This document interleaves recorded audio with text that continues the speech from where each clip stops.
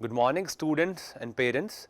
Today we are going to discuss the career options and the academic options of the NEET aspirant or the student who is having biology as an optional subject in the 11th and 12th. आज का जो हमारा video होने वाला है, ये video होने वाला है जो मोस्ट रिक्वेस्टेड वीडियो होता है या मोस्ट सर्च कंटेंट होता है किसी भी मेडिकल एस्पिरेंट के लिए, या कोई भी एक ऐसा स्टूडेंट जिसके पास 11th और 12th में वो बायो परस्यू करता है एज एन ऑप्शनल सब्जेक्ट। सबके मन में सवाल होता है कि अगर हम बायोलॉजी ले रहे हैं, हम नीट के लिए प्रिपेयर कर रहे हैं या नहीं भी कर रहे हैं, कुछ लोग अभी भी नीट के लिए प्रिपेयर नहीं भी कर रहे हैं, तो भी हम लाइफ में बायो को लेके कहां तक जा सकते हैं, क्या क्या कैरियर ऑप्शंस है जो हम परस्यू कर सकते हैं, क्या क्या कोर्स हैं जिनके लिए हमें डायरेक्टेड सोचना चाहिए, या हम कहां से वो डायरेक्शन लें कि हमें अपना फ्यूचर किस में सिक्योर करना है। हर कोई जरूरी नहीं होता कि सब सेम लीग फॉलो करें। मोस्टली एज वी नो कि मोस्टली इंडिया में जो बायोलॉजी ऑप्ट करता है स्टूडेंट, उसका या उसके पेरेंट्स का या पूरी even I am saying society का विजन ये होता है कि ही और she is going to be a doctor. But it is not mandatory कि आपको बायोलॉजी लेने के बाद डॉक्टर ही बनना है, या फिर अगर आप डॉक्टर बनते भी हैं तो आपको कौन सी स्ट्रीम में जाना है, या डॉक्टर बनने के बाद सिर्फ आप एक as an professional working doctor की तरह से काम कर सकते हैं, या फिर you are having some other options as well. तो आज हम बिल्कुल बेसिक से डिस्कस करेंगे इस चीज को कि अगर आपके पास 12th में बायोलॉजी है, अगर आप 12th में एक बायोलॉजी एस्पिरेंट हो, बायोलॉजी होल्डर स्टूडेंट हो, तो आप अपनी लाइफ को किस तरीके से आगे डायरेक्शन दे सकते हो, या हम सब्जेक्ट को किस तरीके से अपने लिए परस्यू कर सकते हैं। तो अगर हम यहां देखते हैं कि the academics option of the biology student और द नीट एस्पिरेंट, तो प्राइमरीली जो आपका गोल होता है, whether you are preparing for NEET और whether you are preparing for any other thing having biology, but obvious ही बात है कि आपके पास ऑप्शनल सब्जेक्ट में या तो पीसीबी होगा या पीसीएमबी होगा। You can take additional biology with mathematics और you can take additional mathematics with the biology. Definitely it will going to help. तो ये आपका जो करिकुलम होता है साइंस में, इंडियन साइंस एकेडमिक्स में, तो आपके पास होता है या तो पीसीबी फिजिक्स केमिस्ट्री बायोलॉजी, या फिर आपके पास होता है PCMB as an high school student. तो जब आप नीट का एग्जाम देते हो, डेफिनेटली आप नीट का एग्जाम दोगे। नीट का एग्जाम देने के बाद जो हमारा प्राइमरी टारगेट होता है that is going for the MBBS, यानी हम नीट का एग्जाम क्रैक करें, हम एक कट ऑफ क्वालिफाई करें, अच्छा रैंक हमारी आए, अच्छा कॉलेज हम परस्यू करें, and we will be pursuing the MBBS in future. तो नीट के बाद जो आपके पास एक सबसे बेस्ट ऑप्शन या एक सबसे ज्यादा ट्रेंडिंग ऑप्शन आप कह सकते हो कि जो होता है, जो ऑलमोस्ट सबका टारगेट होता है, दैट इज एमबीबीएस। अब एमबीबीएस में अगर आप देखते हैं तो आपके पास कौन कौन सी यूनिवर्सिटीज हैं, या आई एम सेइंग कितने तरह की यूनिवर्सिटीज हैं इंडिया में जो आपको एमबीबीएस ऑफर करती हैं, जहां से आप एमबीबीएस परस्यू कर सकते हो। सबसे पहले हम देखते हैं कुछ इंस्टीट्यूट आते हैं जो सेंट्रल गवर्नमेंट ओन्ड इंस्टीट्यूट होते हैं। इनको हम कहते हैं centralise institute, like AIIMS, like JIPMER, इस तरह के इंस्टीट्यूट ये होते हैं जो सेंट्रल गवर्नमेंट सीधे इन पे रेगुलेटरी बॉडी होती है। सेकेंड ऑप्शन आपके पास आता है स्टेट गवर्नमेंट मेडिकल कॉलेज, यानी आप जिस भी स्टेट से बिलोंग करते हैं, जैसे आप राजस्थान से बिलोंग करते हैं, आप महाराष्ट्र से बिलोंग करते हैं, तो वहां की लोकल स्टेट गवर्नमेंट के जो कॉलेज होते हैं, इनमें अभी तक के अकॉर्डिंग 15% ऑल इंडिया कोटा के लिए, यानी सेंट्रल गवर्नमेंट के कोटा के लिए, एंड 85% स्टेट कोटा के लिए सीट्स होती हैं। तो आप एमबीबीएस स्टेट गवर्नमेंट कॉलेज से परस्यू कर सकते हैं।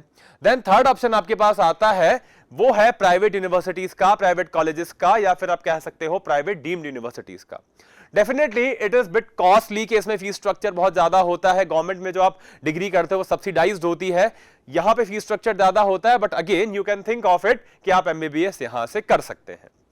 अगर एमबीबीएस में आपका नहीं होता, या फिर आपका टारगेट नहीं है एमबीबीएस करना, आप चाहते हो कि मुझे एमबीबीएस नहीं करनी, मुझे डॉक्टर नहीं बनना, मुझे कुछ और लाइफ साइंस के बैकग्राउंड में जाके कुछ और अपने कैरियर ऑप्शन के फॉर्म में परस्यू करना है, तो what you can do with the same exam, you can opt BDS. कुछ लोग ऐसे होते हैं जिनकी रैंक बहुत अच्छी नहीं आ पाती, बट वो ड्रॉप नहीं लेना चाहते, ही और she just want to take a college, तो आप बीडीएस ऑप्ट कर सकते हो। किसी का सोल टारगेट हो सकता है कि I want to be a dentist, a good dentist, आप बीडीएस ऑप्ट कर सकते हो। अगेन बीडीएस में आपके पास दो ऑप्शन आते हैं, government colleges and similarly private universities या प्राइवेट कॉलेजेस। ये दो आपके सबसे ज्यादा ट्रेंडिंग और प्राइमरी ऑप्शंस होते हैं, एमबीबीएस देन बीडीएस। दोनों ही एक प्रोफेशनल कोर्स होते हैं जो आपको एक डॉक्टर का टैग देते हैं, प्लस आपको एक प्रोफेशनल के फॉर्म में एस्टेब्लिश करते हैं मार्केट में कि you are a working medical practitioner in terms of MBBS और बीडीएस।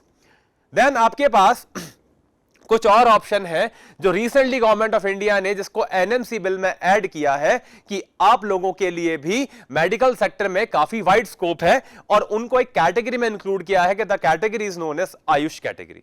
इसमें आपके क्या क्या आते हैं? पहले इन सब के लिए सेपरेट एग्जाम हुआ करता था, आजकल मैक्सिमम यूनिवर्सिटीज नीट एग्जाम के कट ऑफ से, नीट एग्जाम के स्कोर के अकॉर्डिंग इनमें एडमिशन मिल जाता है। अदरवाइज कुछ प्राइवेट इंस्टीट्यूशंस हैं या कुछ और जो डीम्ड यूनिवर्सिटीज हैं उनका कुछ अपना एक्स्ट्रा क्राइटेरिया होता है, may be interview, may be something different, वो अपना अपना डिसाइड हर साल कर सकते हैं। तो उनमें आप लेटरल कोर्सेज में एडमिशन ले सकते हो जो कि फील्ड से रिलेटेड है बट एक आयुष कैटेगरी के अंदर आते हैं, that is bachelor in Ayurvedic medical sciences. Ayurvedic आप डॉक्टर बन सकते हैं। You can opt homeopathy as well, you can opt Unani pathy as well, you can opt then neuro science as well and you can opt some yoga siddha as well। आपके अभी option में as a career option आपके पास योगा, यूनानी pathy, Ayurveda, homeopath, because जितना medical science का expansion हुआ है हर sector में लोगों की अवेयरनेस बढ़ी है। ऐसा नहीं है कि अब सिर्फ लोग ब्लाइंडली आयुर्वेद को फॉलो कर रहे हैं, लोग ब्लाइंडली एलोपैथी को फॉलो कर रहे हैं। We are not following any pathy blindly. Versatility बढ़ी है कि हर तरह का ट्रीटमेंट ऑप्शन लोग फॉलो करना चाहते हैं, ऑप्ट करना चाहते हैं और वो करते भी हैं। तो अगर आप किसी भी फील्ड के एक्सपर्ट बनते हो, regardless MBBS, BDS, Ayurveda, homeopathy, आप बहुत अच्छा एक प्रोफेशनल सेटअप अपना एस्टेब्लिश कर सकते हो और एक बहुत ही अच्छे क्लिनिशियन के फॉर्म में आप अपने आप को एस्टेब्लिश कर सकते हो if you are going to opt one of these subject. इसके अलावा कुछ और ऑप्शंस आपके पास आते हैं जो ह्यूमन हेल्थ से डायरेक्टली रिलेटेड नहीं होते बट आप कर सकते हो। एक आपके पास आता है बीटेक ऑप्शन। यस, आप बायोलॉजी ऑप्ट करने के बाद भी बीटेक कर सकते हो। वो बीटेक रिलेटेड होती है आपकी लाइफ साइंस से। It is more related to biotechnology, it is more related to genetic engineering, it is more related to bio informatics, जिसमें ऑब्वियस ही बात है आपके पास टेक्निकल बैकग्राउंड आपका होता है। एंड ऐसे स्टूडेंट जिनके पास में मैथमेटिक्स ऑप्शनल सब्जेक्ट के फॉर्म में था एंड वो इनमें से कुछ और ऑप्ट नहीं करते या उन्हें ऑप्ट नहीं मिला, तो आप बीटेक के लिए जा सकते हो। ये भी बहुत इमर्जिंग और इवॉल्विंग फील्ड है। अगर आप इसमें एक्सपर्टीज लेते हो तो you can go for the BTech in biotechnology और genetic engineering, as I mentioned bio informatics, आप ये ऑप्ट कर सकते हो। ये हो गए डायरेक्ट प्रोफेशनल कोर्सेज जो किसी ना किसी तरीके से इंडस्ट्रियल सेटअप में या ह्यूमन हेल्थ से डायरेक्टली लिंक्ड है एज एन प्रोफेशनल। अब यहां पे जैसे ही हम देखते हैं कुछ और ऑप्शन आपके पास है क्या? इफ यू आर इंटरेस्टेड या आपके पास अगर कुछ सेटअप है या आपके कोई हिस्ट्री है घर में, लाइक आपके पास ऑलरेडी सेटअप है, आप ऐसे एरिया से बिलोंग करते हो जहां पे फार्मिंग का बैकग्राउंड बहुत अच्छा है, जहां पे एनिमल हस्बेंड्री का बैकग्राउंड बहुत अच्छा है, या पर्सनली आपका कुछ इंटरेस्ट है, you can go for the veterinary sciences. Bachelor in veterinary sciences आप बन सकते हो, आप बीवीएससी ऑप्ट कर सकते हो। इनके अलावा एक कुछ पैरामेडिकल कोर्सेज आपके पास हैं जिसमें आप डायरेक्टली आप एक मेडिकल सेटअप से एसोसिएटेड रहते हो, मेडिकल कॉलेज से एसोसिएटेड रहते हो, हॉस्पिटल से एसोसिएटेड रहते हो, but you are not a doctor. आप उनके पैरामेडिक स्टाफ के फॉर्म में या पैरामेडिक एसोसिएट के फॉर्म में आप काम करते हैं। That is pharmacy, nursing and physiotherapy. Physiotherapy itself एक ट्रीटिंग ब्रांच है, एक इंडिपेंडेंट ब्रांच है, बट इसके लिए फ्यूचरिस्टिक स्कोप है।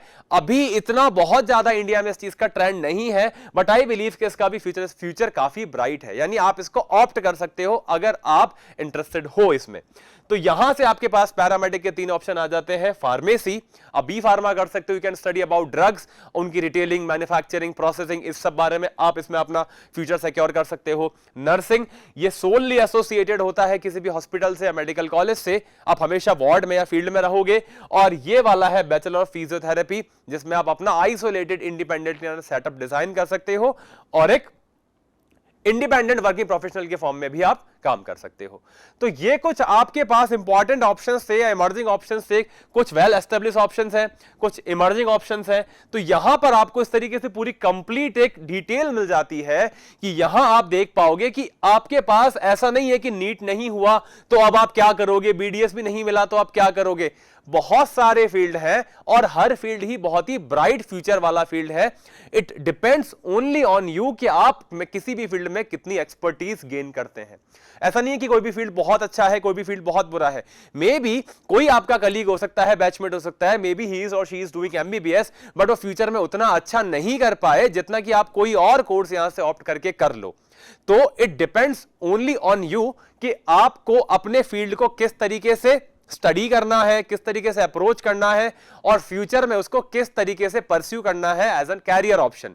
तो यहां से आपको ये सारा का सारा पूरी गाइडेंस मिल जाती है कि आप इन सब डायरेक्शन में भी एक साथ सोच सकते हो, not just restrict to this topic MBBS BDS और समथिंग रेस्ट्रिक्टेड। तो आप यहां पे पूरा अपना वाइड विजन बना सकते हो कि हमें बायोलॉजी अगर ऑप्ट कर रहे हैं, मे बी आपका कोई छोटा भाई या बहन हो जो ऑप्ट करने वाला हो और आप ये सोच रहे हो कि हम इसको बायोलॉजी दिला तो रहे हैं बट ये आगे जाके क्या करेगा, तो है you can find every option possible जो कि आप इसमें यहां पे ऑप्ट कर सकते हो। Now we are focusing on the medical courses available in India। तो अगर हम एक मेडिकल प्रोफेशनल बनते हैं, हम नीट के एग्जाम के थ्रू या विदाउट एनी एग्जाम अगर हम बायोलॉजी ऑप्ट करते हैं और अगर हम इंडिया के अंदर कोई UG courses, undergraduate course opt करना चाहते हैं जो हमें फील्ड से एसोसिएटेड रखेगा, तो यहां आप एक मोस्ट कॉमन कोर्सेज की, अवेलेबल कोर्सेज की लिस्ट पूरी देख सकते हैं। One is MBBS, second is BDS, BHMS, BAMS, BSMS. ये जिनकी मैं आपसे बात कर रहा था कि ये जो बैचलर ऑफ सिद्धा मेडिकल साइंसेज है, ये बिल्कुल आयुष के अंडर आती है और बहुत ही न्यू इमर्जिंग एक आपके पास ब्रांच है। दूसरा veterinary sciences as we mentioned before, Unani pathy again AYUSH में आती है, और bachelor of neuropathy and yogic sciences BNYSC। ये कुछ ऐसे कोर्सेज हैं जो अंडर ग्रेजुएट मेडिकल कोर्सेज हैं जो डायरेक्टली आपको इंडिपेंडेंट मेडिकल प्रोफेशनल के फॉर्म में एस्टेब्लिश करेंगे। इसके अलावा अगर आप देखते हो तो कुछ अलाइड कोर्सेज आते हैं जिन्हें हमने मेंशन किया था पैरामेडिक कोर्सेज के फॉर्म में।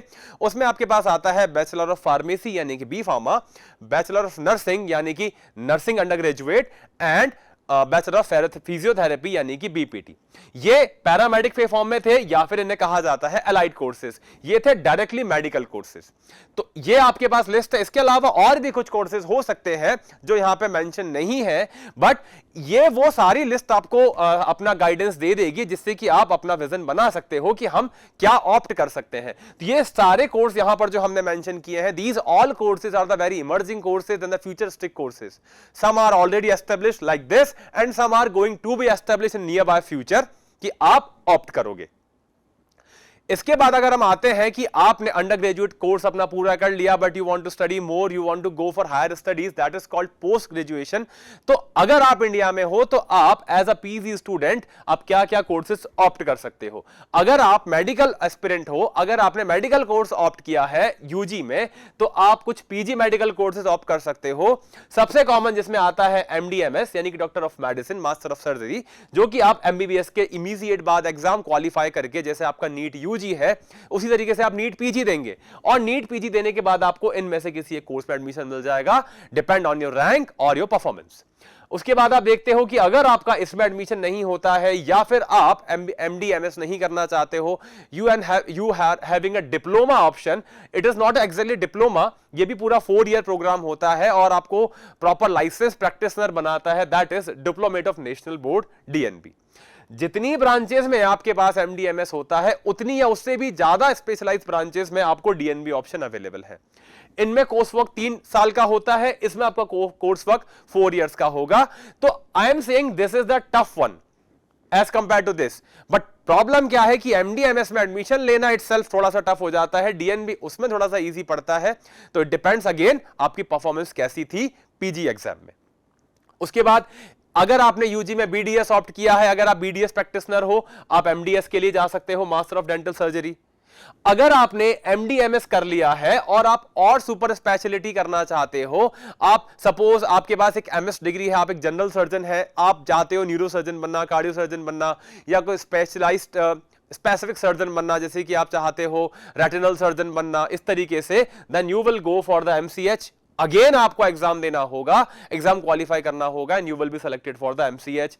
अगर आप मेडिसिन में हो यानी कि आपने एमडी किया है तो you can go for the DM courses.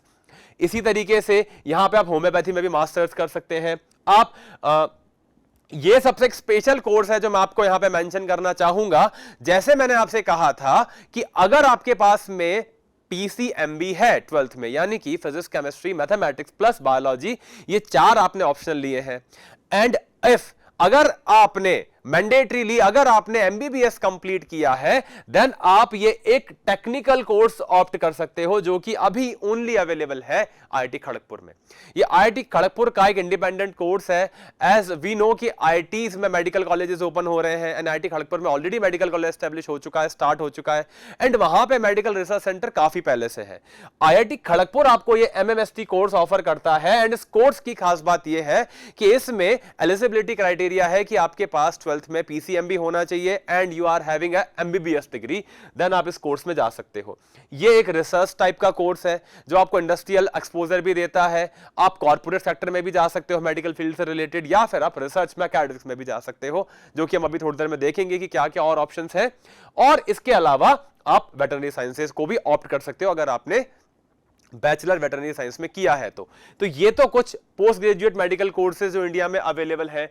जैसे हम यहां आते हैं अलाइड कोर्सेज में जो हमने बात की थी, अगर आपने उनमें यूजी किया है तो आप अगर एकदम से प्रोफेशनल उन बैचलर कोर्सेज के बेसिस पे नहीं बनना चाहते, आप हायर स्टडीज करना चाहते हो, थोड़ा ज्यादा एक्सपोजर, थोड़ी ज्यादा नॉलेज अगर आप चाहते हो, प्रोफाइल अपनी अच्छी बिल्ड करना चाहते हो, you can go for these also. आप एम फार्मा कर सकते हो, आप मास्टर इन फिजियोथेरेपी कर सकते हो, आप fellowship of college of physician and surgeon, इसको बोलते हैं एफसीपीएस, ये आपको अलग अलग फील्ड में डिप्लोमा या सर्टिफिकेशन देता है जिसको आप अपनी यूजी के बाद में, पीजी के बाद में, या किसी भी टाइम पे, यूजी करने के बाद किसी भी टाइम पे, किसी भी लेवल पे आप इनसे एक सर्टिफिकेशन या एक डिप्लोमा कोर्स कर सकते हो और उस फील्ड में परस्यू कर सकते हो।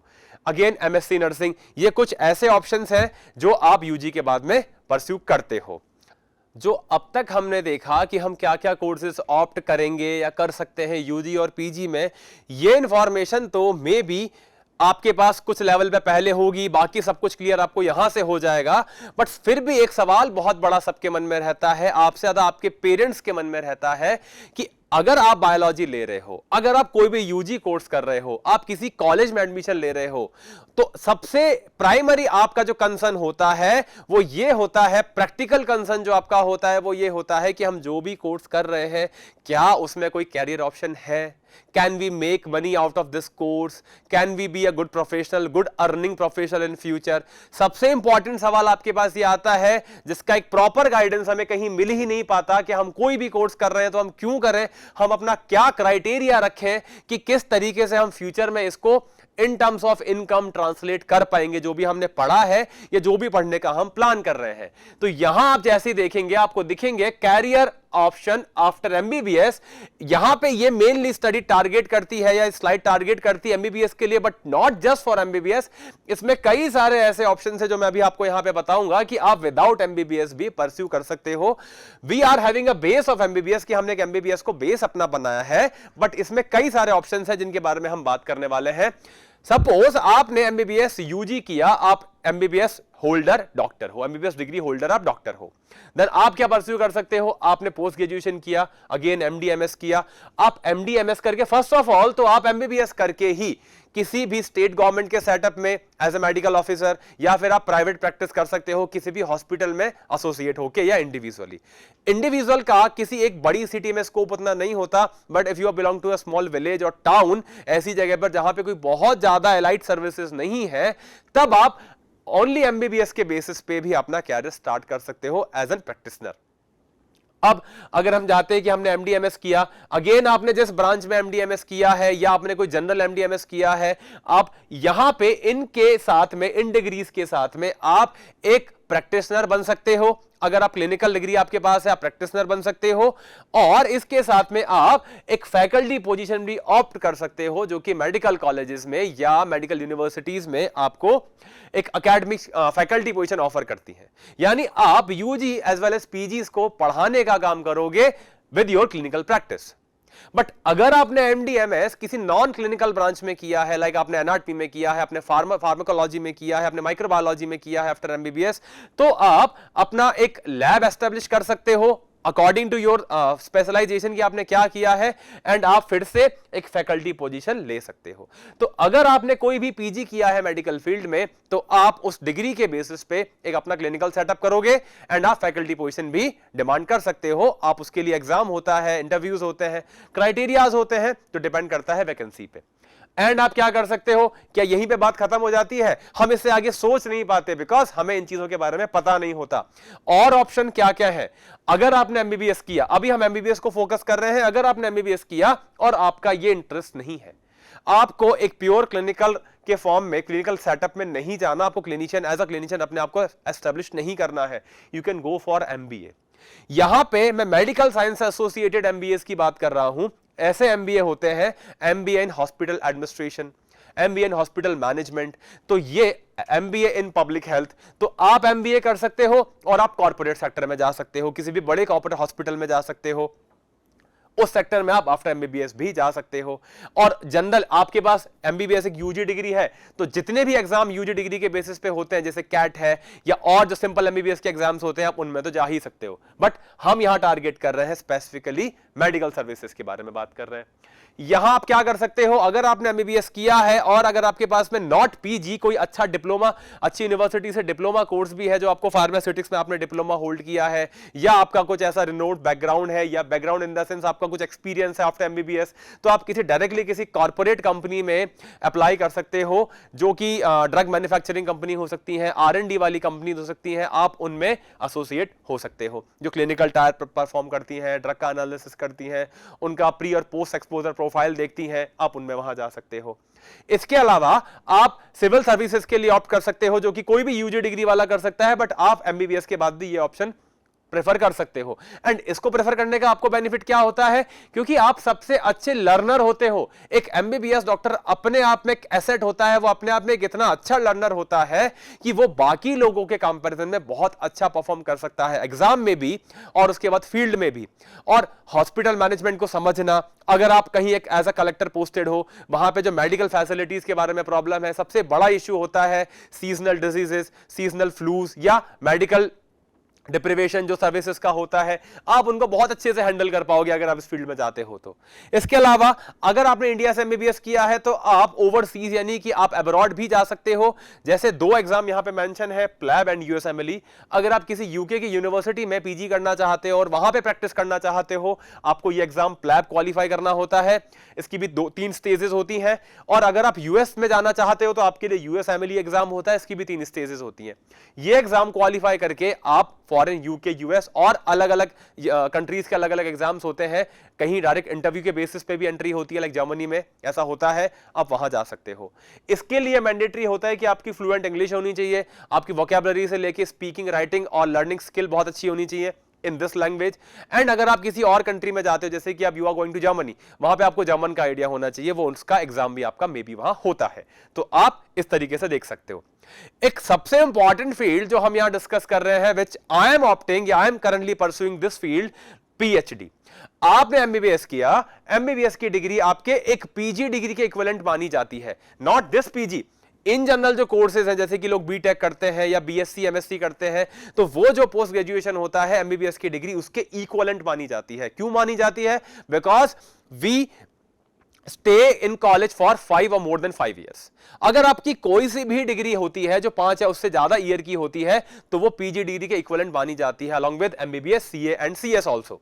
तो अगर आपने MBBS किया है, आप डायरेक्टली PhD कोर्सेज के लिए अप्लाई कर सकते हो। अगर आपके पास में आपने गेट का एग्जाम दिया, जो IITs का एग्जाम होता है, आपने गेट एग्जाम दिया, या फिर आपने किसी CSIR UGC नेट का एग्जाम दिया, अगर आपने उसमें अच्छा स्कोर किया है, तो उस एग्जामिनेशन के बेसिस पे या जो भी कोई यूनिवर्सिटी डिमांड करती है आफ्टर MBBS एक्स्ट्रा क्राइटेरिया, अगर आपके पास वो है, जैसे कि आई स्कोर्ड या top rank in the CSIR UGC JRF exam, और मैंने अप्लाई किया IITs में PhD के लिए, and I am pursuing the PhD in IIT Kanpur. Currently I am pursuing PhD in IIT Kanpur. तो आप इस तरीके से PhD ऑप्शन ऑप्ट कर सकते हो। PhD में आप क्या करोगे? आप क्लिनिकल रिसर्चर बन सकते हो, because you are having clinical background, जो कि बहुत रेयर है। I think I am one of few जिसके पास क्लिनिकल बैकग्राउंड है और वो क्लिनिकल रिसर्च में पीएचडी कर रहा है। तो इस तरीके से आप क्लिनिकल रिसर्च में जा सकते हो, बिकॉज ये बहुत इमर्जिंग फील्ड है, अभी डेवलप हो रहा है और बहुत ज्यादा मतलब ओवर ग्रोइंग फील्ड है जो आगे जाके आपको बहुत अच्छा स्कोप देगा। दूसरा, आप अगर क्लिनिकल रिसर्चर नहीं बनना चाहते हो, अगर आपने सपोज एमबीबीएस नहीं किया, you are in BTech from biotechnology, you are BTech from genetic engineering, उसके बाद अगर आपकी सीपीआई अच्छी है, देन आप आईआईटीज में एग्जाम देते हो, इंटरव्यू देते हो और आप डायरेक्टली सेम आईआईटीज में, आईआईएससी में, बहुत सारे इंस्टीट्यूट है इंडिया में अच्छे अच्छे, जहां से आप पीएचडी पोजीशन ऑप्ट कर सकते हो, पीएचडी स्कॉलर आप वहां बन सकते हो, आप एकेडमिक प्रोफेशनल बन सकते हो, आप फैकल्टी पोजीशन में जा सकते हो, या आप किसी इंडस्ट्रियल सेटअप में जा सकते हो। डिपेंड करेगा आपका पीएचडी का सब्जेक्ट क्या होगा, आपका पीएचडी का फील्ड क्या होगा, वहां पे आप जा सकते हो। तो इस तरीके से यहां पे मैंने बहुत सारे वो मेजर ऑप्शन कवर किए हैं, मे बी कुछ आपको पता थे और मोस्टली ऐसे थे जिनके बारे में आपने इस तरीके से नहीं सोचा था जिस तरीके से अभी आपको एक्सप्लेन किया है। रीजन इसके पीछे यह है कि कोई भी फील्ड, जो मुझे आपको समझाना है कि कोई भी फील्ड या कोई भी सब्जेक्ट अच्छा है बुरा नहीं होता, यह डिपेंड आप पे करता है कि आपको सब्जेक्ट की नॉलेज कितनी है, उस सब्जेक्ट से रिलेटेड फील्ड का एक्सपोजर आपने कितना लिया है, और आपके पास एक डायरेक्टेड गाइडेंस कितनी है कि आप एक प्रॉपर गाइडेंस फॉलो करके और अपने कैरियर को किस तरीके से एक डायरेक्शन दोगे। तो फील्ड बहुत वाइड है, फील्ड बहुत ग्रोइंग है और फील्ड बहुत इमर्जिंग है। It depends only on you कि आप इसको किस तरीके से यूटिलाइज करते हो, किस तरीके से कैरियर ऑप्शन बनाते हो और किस तरीके से अपनी लाइफ को इस तरीके से परस्यू करते हो विद दीज डिग्रीज और विद दीज ऑप्शंस। तो इनमें से जो भी आप फील्ड के बारे में सोचना चाहो आप सोच सकते हो। You do not have to be rigid on a particular branch और पर्टिकुलर फील्ड और पर्टिकुलर एग्जाम। बहुत सारे ऑप्शंस हैं जिनको आप एक प्रोफेशनल के फॉर्म में, फैकल्टी पोजीशन के फॉर्म में, या किसी एंटरप्रेन्योर के फॉर्म में, इंडस्ट्रियलिस्ट के फॉर्म में आप ऑप्ट कर सकते हो और अपना कैरियर बना सकते हो। From this platform, on the behalf of Resonance Adventure Private Limited, I wish you very all the best for a bright future. Stay healthy, stay safe, and I hope ये video आपके लिए बहुत helpful रहेगी और आपको एक proper direction और career choose करने में हेल्प करेगी। With this, I am Dr. Gaurav Gupta signing off. Take care.